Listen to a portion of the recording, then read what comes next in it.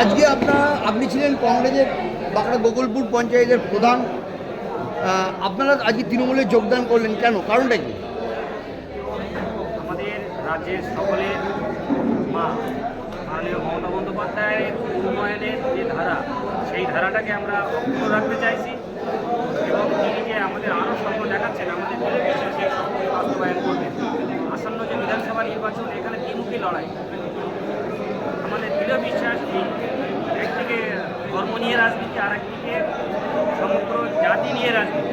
আমাদের বিশ্বাস ধর্ম নিয়ে যারা সুশ্রী দিয়ে রাজনীতি করছে তাদের পরাজয় ঘটবে এবং সাম্প্রদায়িক সকলকে নিয়ে যারা রাজনীতি করছে, মমতা ব্যানার্জি তার মধ্যে অগ্রগণ্য, উনি জয়লাভ করবেন। সেই আশা কামনা রেখেই আমরা জাতীয় কংগ্রেস ছেড়ে আজকে তৃণমূল কংগ্রেসে জয় করি। আপনার নাম? আমার নাম কৃষ্ণপদ প্রামাণিক। আমি বাঁকড়া গ্রাম পঞ্চায়েত প্রাক্তন সদস্য। বর্তমান যিনি প্রধান আছেন, আমি ওনার